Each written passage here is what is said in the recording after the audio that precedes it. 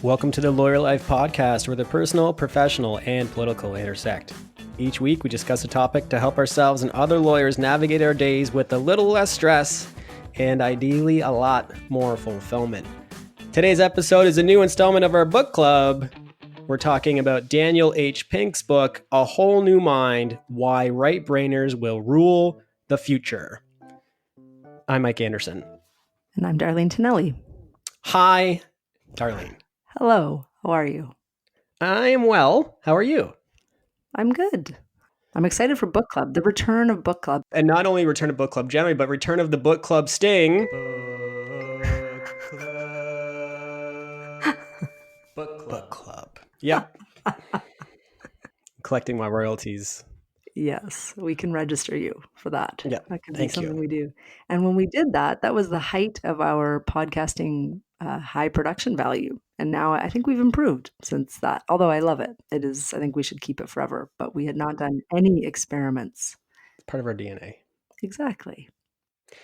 And a good example of me using my right brain. Good one. Okay. So with that, we are talking about A Whole New Mind. I had mentioned in the fall that we would do this book, and we have just been trying to find a time to get back to it. There's so many timely issues for us. We very much follow social media. We try to pick up the pulse of what's happening in the lawyer life world when we're choosing our topics. And so this one has waited, but it's something I've been wanting to talk about for a long time. This is not a new book, so we're not sort of covering a book that is recently released. And we came across it because actually my favorite Oprah interviewed. There's your bingo. She said Oprah, everybody. Again. And I don't think we'll talk about it too much more, but maybe we will. So keep the bingo card ready. We came across it because she interviewed Daniel Pink on her Super Soul Conversations podcast. And I was really struck by how the things that he wrote about, 2005 was pretty early to be writing about this stuff. Mm-hmm. And it's becoming so true. I think we're seeing it already, but also it's something that we talk about a ton on this podcast. So the title, just to refresh, A Whole New Mind: Why Right-Brainers Will Rule the Future. And as do you want to explain left brain, right brain? I think most people listening know, but let's just make sure. And Daniel Pink, the author, admits that he's a left brain person. So it's interesting that he, with that basis, is really on, thinking the right brainers are the ones who are going to be a big deal moving forward. But anyway, so the left side of your brain is sequential. The right is simultaneous, as they say. The left specializes in text, is logical. The right specializes in context. The left analyzes details. The right synthesizes the big picture. So we have a very buttoned down, methodical, rational left side, and the right side is the creative side. Right. And when I looked it up, it was, left brain is analytical, methodical. Right brain is more intuitive, thoughtful, subjective, is what I came across to. And that spoke to me. Yeah. So when you read the description in the online bookstores, it says the future belongs to a different kind of person with a different kind of mind. Artists, inventors, storytellers, creative and holistic right brain thinkers whose abilities mark the fault line between who gets ahead and who does not. So that also speaks to me because I think as lawyers, historically, I think we would have been painted anyway as left-brained. Analytical, methodical, working with text. Would you agree? I think that's the stereotype. That's perception. That's the skill set that people stress when they're considering, what a good lawyer is. Now, this is an interesting question for me. Do you think that going to law school made you more left-brained, or did you have that sort of, When I once in a job interview, this was when I was in law school and I had left my job in television where I was a segment producer. And I said that when I was working at MTV, I felt like I was the most methodical person in that office of creatives. Mm. And then when I went to law school, I felt like I was the most creative person in this world of methodical people. So it's kind of like I felt more left-brained at MTV and I felt more right-brained at law school because of the group of people I was with. Exactly. But yeah, it definitely had that influence on me. How about you? I think when I went to law school, I really benefited from that reining in, honestly, of the creative side. Mm-hmm, I wouldn't have mm-hmm, thought of it that way at the time. I think I would have thought of it that I was developing like an analytical rigor to my thinking, which law school is really good at that. And it's helpful all the time, right? Because it's um, to be able to analyze, like to see the big picture and draw a conclusion from it. That's a really useful skill. And I think that that is, mm-hmm. um, to me, that's a mix of left brain and right brain thinking because you're using an analytical method and then you're thinking about what does it mean? What do I take from this? I totally agree, and we'll get to actually what the author refers to as symphony. But that's one of the takeaways from this book that I love the most is the idea of Mhm. symphony as a fundamental human ability that will lead people to succeed in the new sort of state of things. I totally agree. Why don't we jump into to the 6 things that he talks about in this book, just to give this a frame?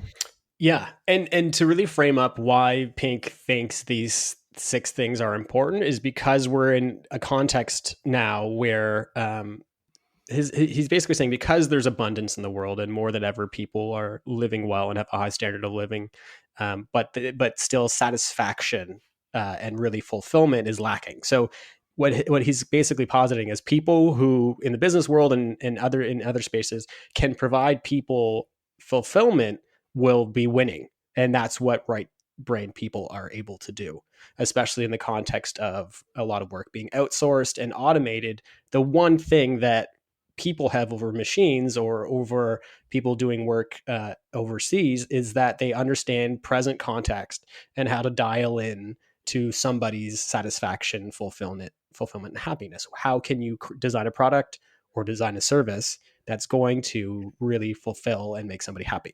So he says that there's 6 ways, of human abilities that you need or that are helpful to get you to that point where your right brain is actually ruling the day and providing innovation, surprise, delight, fulfillment. And those six things are design, story, our favorite symphony, empathy, Mhm.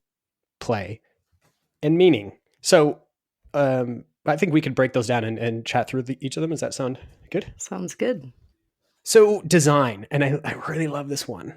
He encourages everybody to keep what they like a design diary, basically, as a way to flex this muscle and strengthen this muscle, and to every day note a good design and a bad design. So this could be something visual. This could be like I was in line for coffee and the way that they have designed the line means that it's really hard to get over here or over here or so on. And as you start to flex these muscles, you can start to actually understand and see these things more clearly. And then it becomes natural for you to, when you're engaging in something as simple as like drafting a contract, how can you design that thing to be more user friendly, to give people what they need more readily and more easily? Because Pink says everything is a product of a design decision. It's so true. And I think law is such an interesting environment to flex that muscle because, you know, Nobody does it.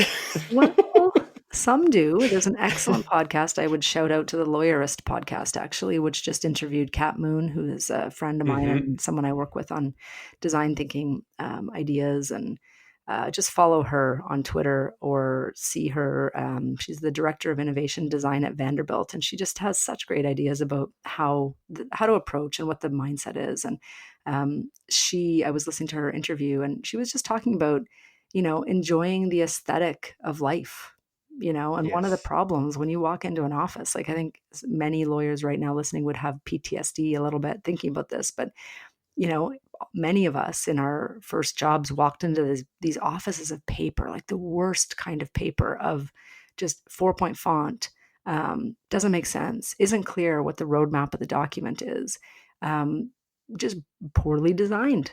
These documents are Mm-hmm. poorly designed. They're designed to be absolutely impenetrable to the average person. And I don't think there's any room for that anymore. I was just working on something yesterday where I just thought, this contract would be so much clearer if I just tell the story at the beginning, which is what recitals are supposed to Exactly.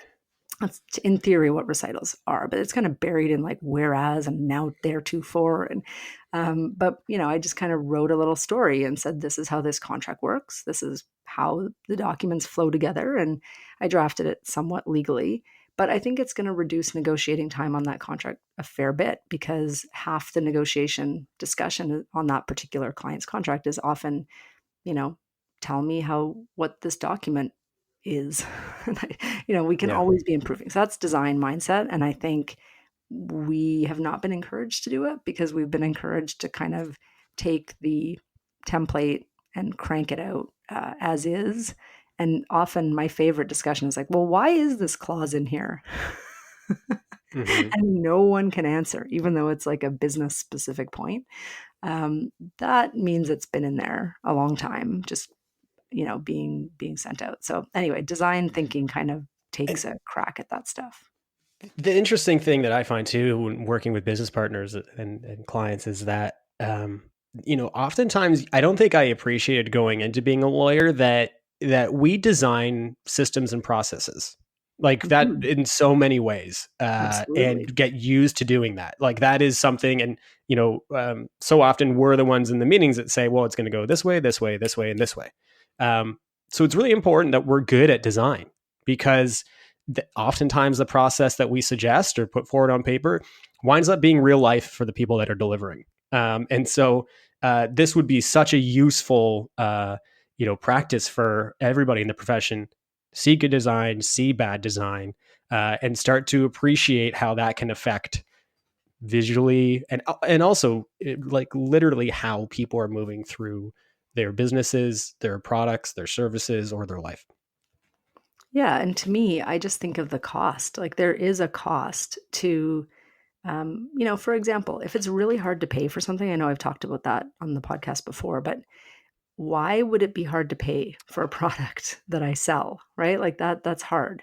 That can be addressed through design. Same with contracts. Why would I design? This is a difficult question for us lawyers.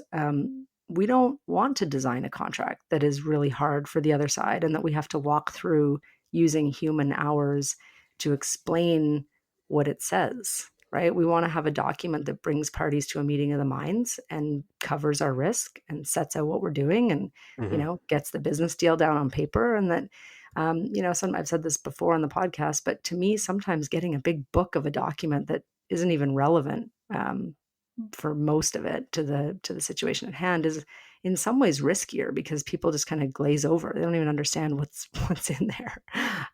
So for us, it's just, to me, as we go forward, we need to, our clients are smart too. They have dealt with contracts. We talked about this in a previous episode too, but we all now deal with terms of service on a daily basis. So people are pretty well versed in kind of the language of contracts and being bound by contracts. And I think it's incumbent on us to keep improving and iterating to make that better. And this is starting to be imposed on the profession as well. When you look at the direction that Mhm. came out of the GDPR change last year, like the literal direction was you need to build something visually accessible to people. You Mhm. can't bury these things in terms anymore. Use a video was encouraged. Very clearly tell people how you're using their information. And this flows well into the second fundamental human ability that Pink recommends everybody strengthen is story. And it's funny that you mentioned PowerPoint before. I know in the Oprah podcast, he mentioned that like humans didn't evolve by communicating through PowerPoint. Like we want narration. We want a beginning, a middle, and an end. That's how people best learn and process information. So, very similar to design point, that is how we should be structuring our negotiations, our contracts, dealing with clients, of just walking through, as you talked about, what are we trying to achieve here? What is the actual, tell us about how this relationship unfolds. And that is Mhm. that is the focus. Well, and often too, telling the story is very helpful to get parties off of entrenched positions, Right. right? Because it gives you kind of here's why we're doing this, here's what we need, what are here's why, and here's where we'd like to end up. That is a story. Yeah. And that's kind of how, whenever I think of a negotiation that seemed intractable and unsolvable and then became something we could solve, it's usually like people buy into a version of events that makes sense to them, right? Like if you Totally. can't get the other side to understand your position, and maybe this is jumping ahead to empathy, but one of the ways you get people to understand your position is through story, through explanation, through Yeah. connecting, right? So Yes. if you can't tell a good story, you are hammering away on an indemnity clause or something, and no one understands why or where the points are that you might intersect to solve or get to a solution. Just as you said, humans don't communicate by PowerPoint as we evolve. I don't think that humans came to resolutions by redlining documents to one another, And so I think it's a takeaway for the profession generally is a lot of the time when we're negotiating with one another, sometimes we don't even talk to one another, and that can prolong a negotiation. Whereas if we get on the phone or ideally get in a room and see each other, and we're able to story tell and give context, flex that right brain instead of the left brain that's just like knocking down a term and writing a new one because that's what I'm taught and that's what's logical. That's going to get a better result for everybody faster. Maybe we can hold on Symphony because I think it's a great way to finish things. So let's move on to empathy and then loop back if that's okay with you. So the number 4 thing he talks about is empathy. Obviously, standing in the shoes of others, feeling with their heart, seeing with their eyes, as Pink says, and this is something that cannot be automated. Well, yeah, it can't really be automated, but it's also something that I think it's a muscle too, right? Don't you think? Mm-hmm. It's not, some people kind of look at this one like, oh, you're an empathetic person. I'm like, yeah, but I think I get more and more empathetic as I get older. And I think um, having children makes you more empathetic. I think, being in difficult situations of personal health or going through something that you didn't previously have personal experience with in whatever context, children is one of those contexts, I guess. You get better and you can become, and you can, as a focus, try to be more empathetic and try to really feel what someone else is feeling. And I find that really helpful. Yeah, I totally agree that it's a muscle, and I think that it needs to be built in as a habit. You get to a better point in the end because you're actually embracing all folks and all perspectives, and that gets a better result in the end and makes things collaborative and cooperative instead of butting heads because you're unwilling to see the other side.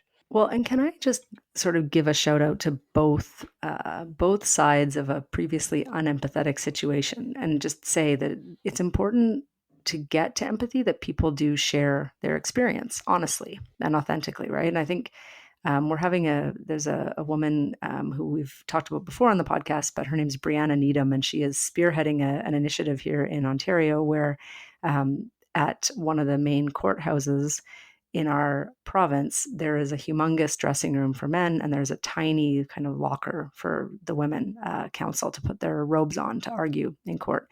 And she just kind of spoke about it candidly and put it out there. And it's caused a lot of conversation. And I think the opportunity for empathy, right? It takes courage to say, my experience of this situation is that it makes me feel like maybe I can't put my best foot forward in court. And once you have that discussion, then the other side has the opportunity to say, hey, I didn't realize that that was the case. I didn't know the women's room was so small or whatever. It's like without people willing to stand up and say, I am negatively affected by what's happening, you don't necessarily get the opportunity to put yourself in someone else's shoes and think like, well, how would I feel if the room that I was sent to was a quarter of the size of the other one and I couldn't find a reason why? Like, I don't know, just a small example, but that's what I was thinking about this week as a real life lawyer example to ground that concept in. It's such a great example, and I think it goes back to our conversation on diversity and building that architecture of understanding, and the way that you can start to construct that architecture is by getting the information you need. And it's such a wonderful example of blind spots because men would not have known and women would not have known because by the very nature of these rooms, these folks are divided from seeing what the other experiences. That comes down to somebody walking into a room and instead of left-brained, just basically, thinking about the past or the future as the left brain does, the right brain thought in the present and thought, why is this room so small? What is going on here? Like, and that's being present And that's a right brain practice. So a great example of that. Amazing. The next fundamental piece that Pink says we have to work on, the fundamental human ability, is play, which is great. And it's something that adults do not do enough. I'm learning very much by now being a parent and understanding how imperative play is. And it just has been taken out of our day. Well, and humor, I would put, like it's just this idea, because I think I experience a lot where people are kind of surprised that I take a humorous approach sometimes on a negotiation, or but humor is a very powerful tool.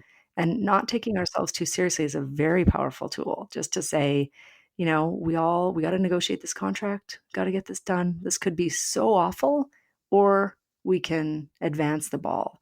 And what I find really good, I use a lot of sports. Darlene, you love You must sports just so laugh much. I don't even know any players or most of the rules, but I use this like get the ball down the field. Generally, that's what you want to do. I mean, in every sport, you want to move the ball down the field.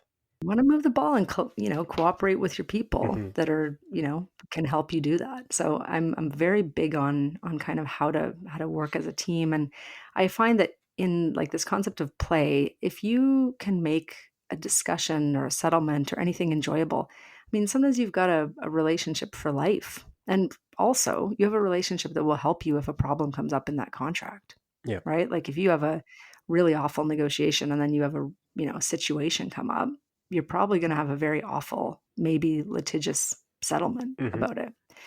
Whereas a good relationship can get you through. So play is, I mean, yes, just like, is he talking about, do you think, actually getting outside and playing? Well, he's stressing that we understand the power of games, and that structure is a way to build relationships, to learn. And, if you're not using that structure, you're missing out, especially the way that things are trending. Like what gamification of everything seems to be occurring. Like everything is about getting points. And, this is, it all ladders up to this. And I do know from my experience, using humor and play in educating people has been so much more successful than left braining it and just putting some bullet points up and talking through them.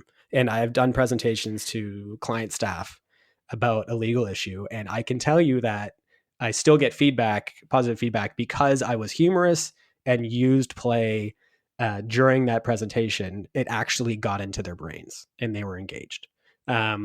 Whereas just left braining it and saying, well, here's the principle and here's the, how the decision was come to, and blah, and like, no, people aren't going to be down for that in general. So really important. The sixth fundamental ability, and then we'll talk about Symphony at the end, is meaning. And this goes back to kind of the way I tried to frame all this up, is that people are, in Pink's view, now more than ever, yearning to know what life is all about. And in his view, businesses, individuals that offer solutions help to shape the lives of those searching. So understanding how to get to fulfillment is actually a huge competitive advantage in his view. I wonder, and he's saying, so the book was written in 2005. I think that this has only massively increased since then. This idea of fulfillment, like I don't really remember many people talking about that in 2005 at all. But I think most people consider it now, whether they make it a goal in their life or not. Like it's definitely a consideration.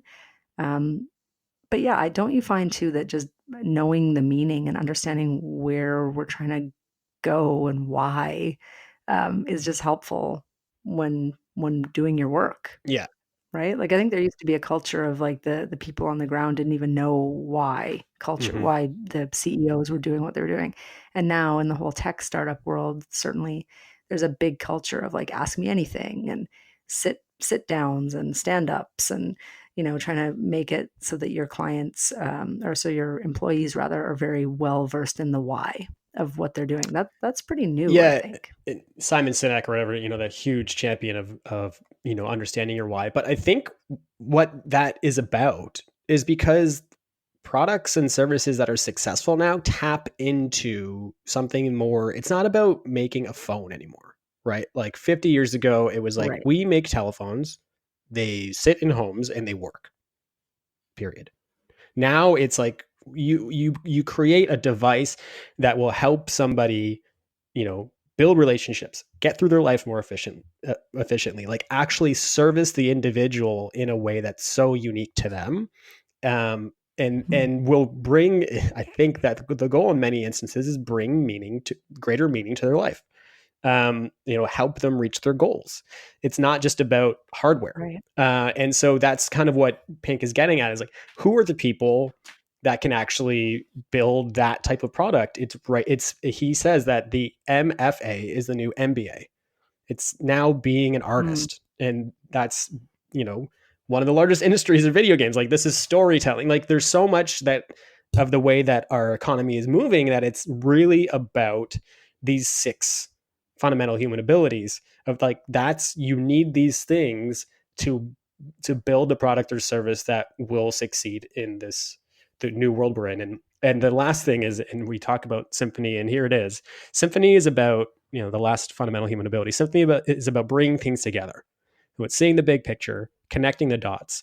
And Pink says this is the signature ability. It's the best predictor. I love this. The best predictor of star performance in the workplace.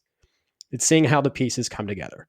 And so, this is, if there's one thing that we should all focus on, it's Symphony. You can see the details, but you get the bigger picture and you can connect them. You can connect these details into the larger picture. And that's a very unique ability. You think that's a unique ability, or do you think it's becoming more common? I think if it is becoming more common, that would make sense. But I do think that, the way that jobs were structured in the past, especially out of like industrialization and so on, is like, this is your little box. And as long as you stay in your box and do that thing, another person does their thing, another person does that thing, that all ladders up into whatever we need. Whereas now, because I think that more workplaces require flexibility, products are always evolving. This is a skill that, people can't just sit in their boxes anymore comfortably, because their box might not exist in a week or a month. And so you have to then understand where everything is moving and understand why and adapt. So I perhaps it is more common, but I do think it's so key. Well, adaptability goes back to Darwin as an important skill, right? Survival of the fittest or whatever. Yeah. It's the ability to adapt to new environments that they say is sort of the key. And I'm definitely feeling that at every single touch point of my work, for sure. What's so interesting that you bring up Darwin? I was doing some interesting listening this week about evolutionary theory and Darwin, and scientists are now saying that Darwin's theories have kind of been oversimplified, especially when it comes to reproduction, in that the thoughts were that, well, animals just reproduced based on looking for like partners that helped survival, like you're the biggest or you're the strongest, or these sort of things. So my offspring will be that way. What scientists are now seeing, and Darwin said it just kind of went away, that actually a lot of that decision making and reproduction is artistic. And a lot of it is about intangible, what the female animal liked. And sometimes it's like a blue hue, or that's why birds are dancing in this certain way. And a lot of it doesn't have to do with function at all. It just has to do with what we're drawn to and what is beautiful. And it's an interesting way to kind of bring all this together, is that I think we sometimes want everything to be very left-brained and sequential and rational. But sometimes life is just about intangible, artistic love, and that's such an interesting thing to consider. Okay, first, reading evolutionary theory and learning more about Darwin seems like another thing on Mike's to-do list that is very heavy. That's very heavy reading you're doing there. I didn't read. It was a podcast. Okay. All right, podcast. Which is, for me, similar. But anyway, yeah, relaxing. We love podcasts. And the second thing I would say is I'm not really surprised that they're putting that layer on it only now, right? Like, love is becoming a thing. I mean, there are presidential candidates in the US running on this theory of it's time to talk about love as a real entity. And I think society has just always had, barriers up about talking about it in a in a way that's relevant to politics or science, God forbid.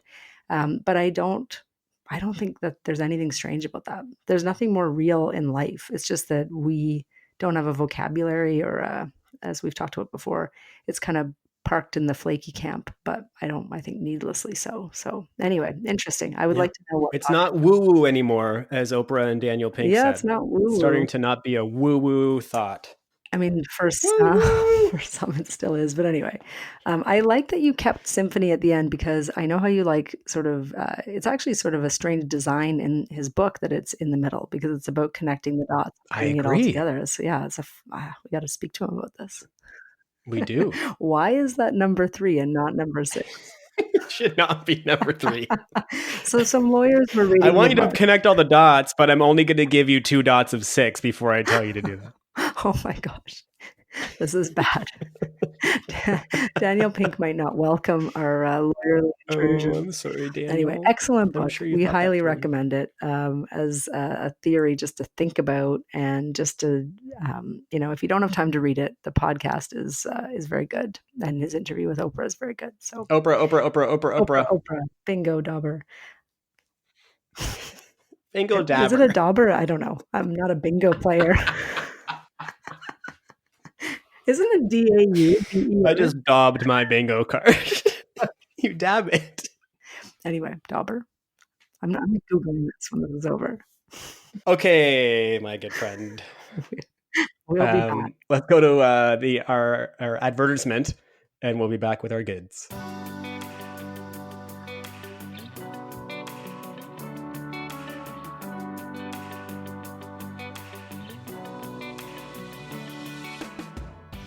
The Lawyer Life podcast is brought to you by Inter Alia Law, experienced legal counsel when and where you need us.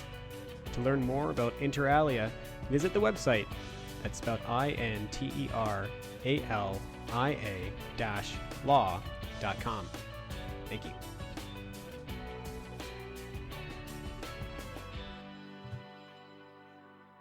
And we are back with our goods. Goods are things we like to support and promote. Darlene. According to Google, bingo dauber. No. Yes. My bingo cred is legit. Perhaps better than my baseball cred, but yes, DAUBER. Anyway, not my good. Oh my. Oh, wait. Look at all the important things you learn on this podcast. Canadian Tire is selling Primo Bingo Dabbers. Oh my God. Maybe it's a Canadian American thing. Okay. We have to look this up. I have to do further research. I only did enough research to wait out the ad. But I do see Bingo Dabbers. Yeah. How is that a word? Only Canadian Tire seems to think it's a dabber. But anyway, enough of this. Goods. My goods. 2 funny outgrowths of the podcast this week. One, I had been texting you on one night this week, and was telling you, or we were talking about what our topic was, and you were the last person on my list, and my son got a hold of my phone, and I was the next morning got to see, or at some point, a text of a car emoji to Mike Anderson, and I looked at it and I thought, what is that? Who even knew that my son could spell? I totally thought it was your son. Oh, okay, instantly. Good. It also said Cato underneath it, which was a second attempt, I think. But anyway, so that was funny. And then a second funny outgrowth of the podcast is that my dad listens to the podcast. He is not a lawyer, but I would say he's definitely a fan. And he a fan of our lawyerly musings, and he takes them outside the podcast just to be musings on life, and he gives me really good feedback. And he knew about your dad's reference to the stand-up idiot party, and he connected that this is because you're sipping your wine, SIP. And so we just established that perhaps why we get along is that both of our parents are, pretty into strange jokes. So to be explored. That's further. Like an Inception level dad joke. It really It's like is. A joke inside a joke. Yes. And then it goes way back, and maybe only 2 dads in the whole country know that joke, but they both maybe listen to this podcast. I don't know. You'll have to get your dad to listen and see what he thinks. It's great. I remember, the day my daughter was born, I was at the hospital. I held her to my chest for the first time. And then I was taken out of the room and a microchip was put in my brain, and that gave me all the dad jokes I needed. And that's how it works. Right. That is. We all just get uploaded. Yeah. Well, good. Because it's an important social function. Anyway, those are my funny goods from some semi-podcast related. That's great. My good is a content related good Netflix show, which I'm sure many people have started to get into. Russian Doll. Oh, incredible. Never seen a show like it. It is amazing. What's the plot so I highly recommend it. Okay, so basically the main character, she goes to her birthday party and ends up leaving, for a reason, whatever, and gets hit by a car and dies. But when she dies, she wakes up and she is back in the bathroom at her birthday party. And basically she's back in time as if that didn't happen. And what follows from that is that she keeps waking up in that bathroom and keeps dying and can't get out of the cycle. So it's not like Groundhog Day-ish. It's a little bit dark. It's funny. It's at times like a thriller. It's complex, and great acting and great writing, great music. Really great show. Loved it. Okay, well, basically, you're the one who I get my Netflix recommendations from, so I'll check it out. Yeah, great. Okay.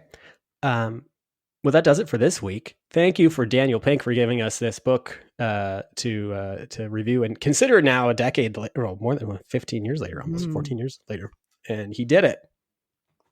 It's happening. It's great. Let's use our right brains. I'm going to start with a design diary, I think. That'll be my next step. Good start. What? Okay.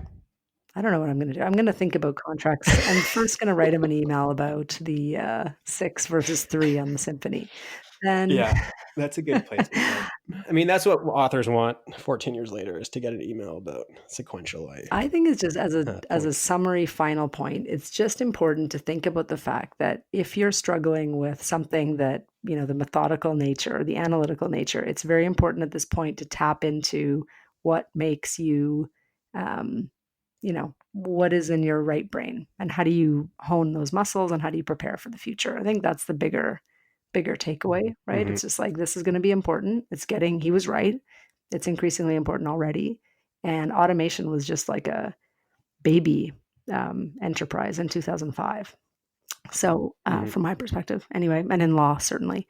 And so now it's just, okay, if you have a law degree and you were relying on the left brain, you kind of have to jump into relying on the right brain and making sure that you're adaptable and flexible and empathetic and, add it to our to-do list a bit. But I say that a little bit joking because I think most of us for most of us, this was intuitive.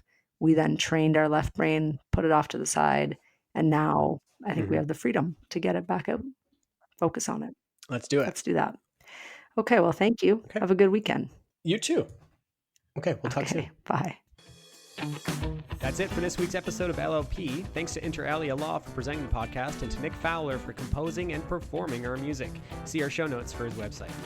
Don't forget, we love feedback. Please comment in the review section or subscribe or like. We'd appreciate it greatly. That's it. Talk soon.